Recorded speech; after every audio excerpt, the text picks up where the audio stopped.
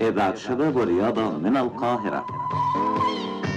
حلوة يا بلدي، غالية عزيزة، من أسوان لرشيد والجيزة.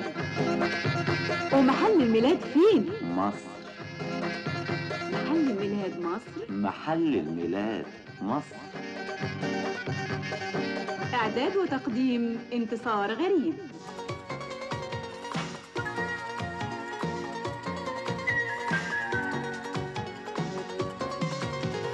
قديمة بندردش، ورانا ايه ورانا ايه، بنحكي ونفرفش، ورانا ايه ورانا ايه، نحب نتعرف. الاسم أحمد السيد عبد السلام الزفتاوي. ومن يا بلدينا محل الميلاد دمياط شط الملح.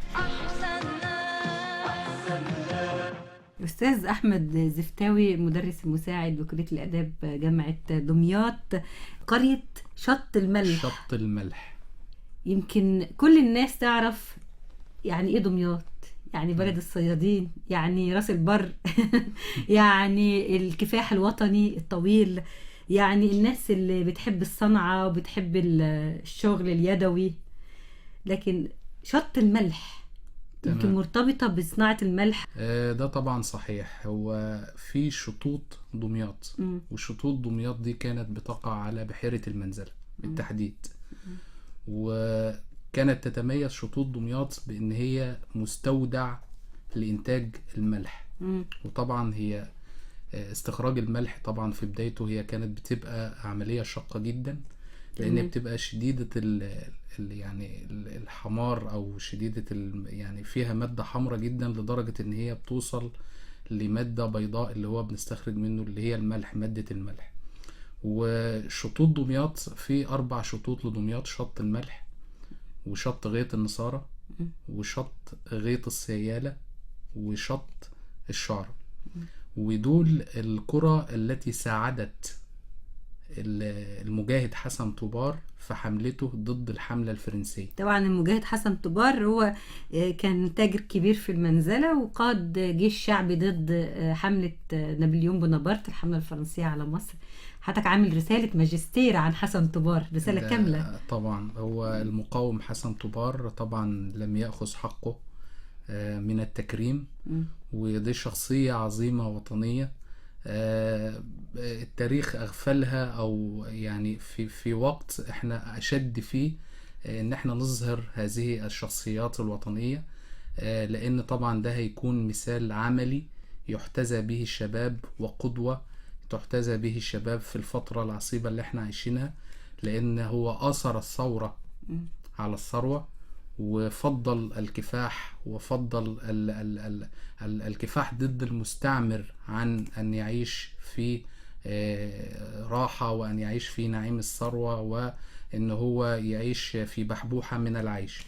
فإن هو فضل هذا الجهاد وهذا الكفاح، وحمل يعني عبء وآلام الوطن الغالي مصر على أكتافه في وقت لم تكن مصر فيها جيش يحميها. ولذلك برزت الزعامات الشعبية، ومن أهم هذه الزعامات الشعبية المخلصة الوطنية هي حسن طوبار، التي يعني وحدت ونظمت جهد الجميع لدرء خطر يتهدده. أستاذ أحمد زفتاوي، مدرس مساعد بكلية الآداب جامعة دمياط، شط الملح، أنت يعني اتجاهك كله في التاريخ. ليه ما تعملش دراسة عن صناعة الملح وشط الملح وأهمية يعني الصناعة ديت بالنسبة للضميطة؟ هو طبعا في مشروع بحثي كبير عن بحيرة المنزلة وشطوط دمياط، احنا فعلا بالفعل بشكل تاريخي وبشكل تاريخي، ويضم طبعا 5 أو 6 كليات من جامعة دمياط، منها كلية علوم وكلية آداب وكلية تربية، مشتركة في دراسة بحيرة المنزلة، دراسة تاريخية، دراسة صناعية، يعني الصيد الحرف اللي فيها، وبالتالي هنتطرق فيها للشطوط اللي بتقع على بحيرة المنزلة. وأنا يعني ليا الشرف طبعا أني أساهم في هذا العمل، ومعانا طبعا الأستاذة هانم أستاذ هانم طوبار حفيدة المجاهد حسن طوبار كواحدة من المدافعين عن حقوق الصيادين في بحيرة المنزلة. لكن الأستاذ أحمد زفتاوي المدرس المساعد بكلية الآداب جامعة دمياط بيتقال على الضميطة إن هم بخلة، وفي نكت كتير في نكت كتير طلعت على الضميطة يعني شبيهة باللي طلعت على المنايف. أنت إيه رأيك في النكت دي والله هو طبعا الإنسان ابن بيئته. دي قاعدة، يعني الإنسان ابن هل هم بخلة فعلا ولا ناس حريصة على القرش؟ لا، هو الإنسان عشان الإنسان ابن بيته. طبعا شعب دمياط هو شعب عملي، فالشعب العملي يقدر الوقت جدا، صاحب حرفة، فصاحب حرفة، فبالتالي ان هو لا يضيع وقته، فالناس بتاخد حرصه على العمل وجديته في العمل وعدم تضييع وقته ان ده يعتبر بخل او عدم تكريم للضيف وكده. لكن بالتالي بالعكس ان الدمياطي حريص على العمل، وهو بتتعشى ولا تنام خفيف؟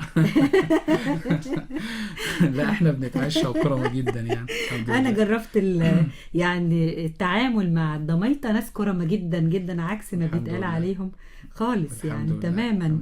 زائد كمان يقال ان الطفل الدمياطي يعني بيتولد في الورشة، يعني تمام. يتعلم صنعة، حتى لو بيتعلم في جامعة او كده بيتعلم صنعة. وانا كنت لغاية أولى كلية أو آخر مراحلي في التعليم الكلية كنت بشتغل حرفة القيمة. تمام. دي حرفة اللي هي الحفر في وبعدين الخشب. احنا محتاجين المهن دي دلوقتي أكيد، مش أحسن من اللي بنجيبه من دول شرق آسيا والصين والدول دي. ترجع تاني دمياط تمام. قلعة الصناعة في مصر. أكيد. محل الميلاد مصر. محل الميلاد مصر. إعداد وتقديم انتصار غريب.